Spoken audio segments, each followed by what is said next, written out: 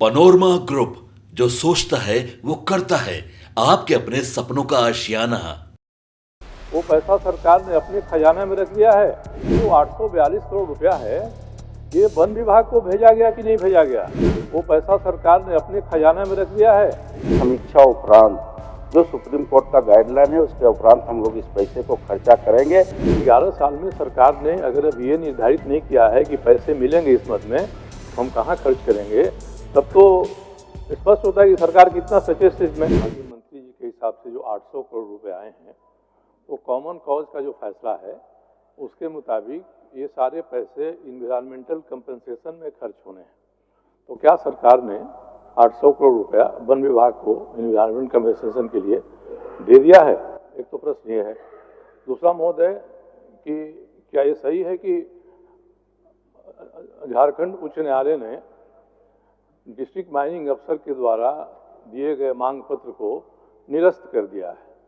अब हाईकोर्ट ने निरस्त कर दिया है तो सरकार इस पर आगे क्या कार्रवाई कर रही है? अगर सरकार सचेत है तो बताए सदन को। और दूसरा कि 800 करोड़ रुपया जिसमें सेल का है, उषा मार्टिन का है, टाटा स्टील का है, ये इन्वायरमेंटल कंपनसेशन के लिए वन विभाग को गया कि नहीं गया? ठीक।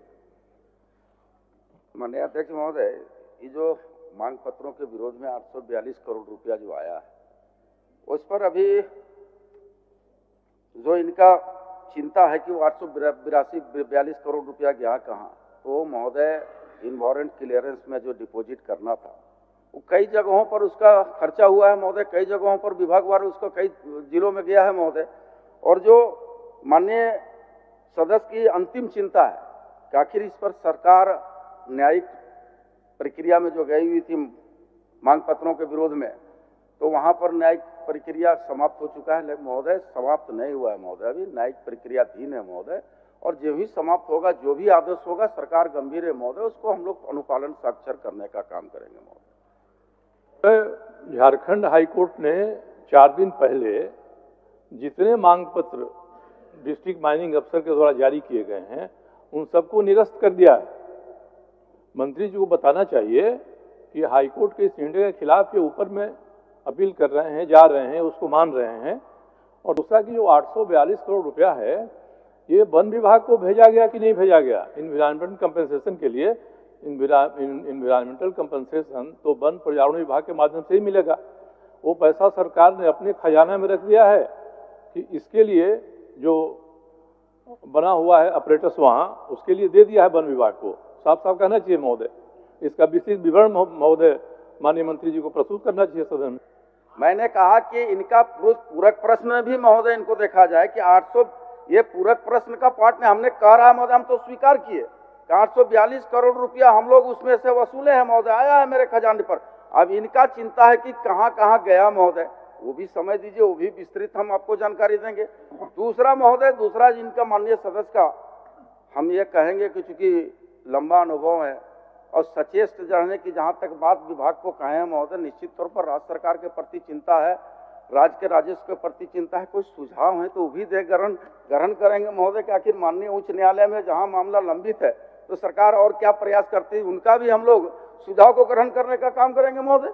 जितना जो पैसा है ये सब 1,39,000 करोड़ का पार्ट है, ये सब पैसा। अब इसमें हाईकोर्ट ने जब ये आदेश कर दिया कि डिस्ट्रिक्ट माइनिंग अफसर ने अब तक जितना भी मांग पत्र दिया है सबको हम खारिज कर रहे हैं, तब तो कहीं न्यायाधिकरण में है कि नहीं है, क्या ये सारा का सारा मामला खत्म हो गया?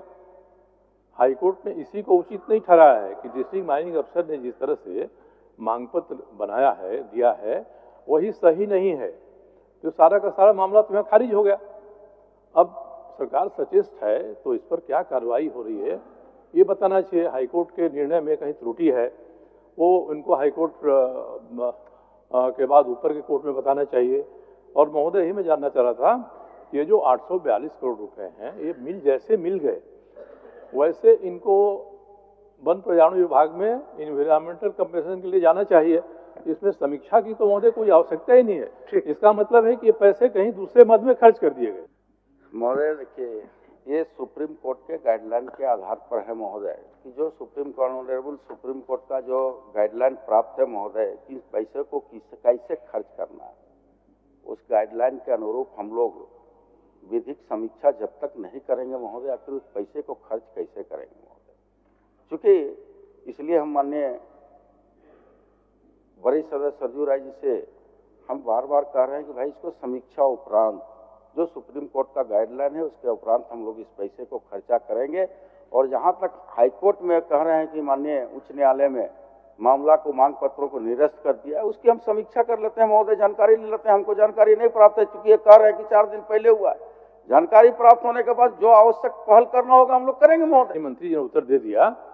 मेरा इतना ही कहने कि ये जो सुप्रीम कोर्ट का आदेश है ये 2014 का है, 11 साल हो रहे हैं। 11 साल में सरकार ने अगर अब ये निर्धारित नहीं किया है कि पैसे मिलेंगे इस मद में तो हम कहाँ खर्च करेंगे, तब तो स्पष्ट होता है कि सरकार कितना सचेत इसमें। महोदय ये पैसा सीधे वन विभाग को दे देना है, वन पर्यावरण विभाग इन्वायरमेंटल कंपेंशन से देगा। चलिए माननीय मंत्री चाहिए था। हम इस पैसे को खर्च नियमावली के आधार पर सुप्रीम कोर्ट के गाइडलाइन के आधार पर खर्च करना, तो उसके लिए हम 2023 में कमेटी भी बनाए हैं महोदय, लेकिन कमेटी के औचित्य पर ही सवाल हो गया महोदय, इसलिए पैसा अभी तक इसमें हम लोग ऑनगोइंग नहीं कर पाए हैं महोदय।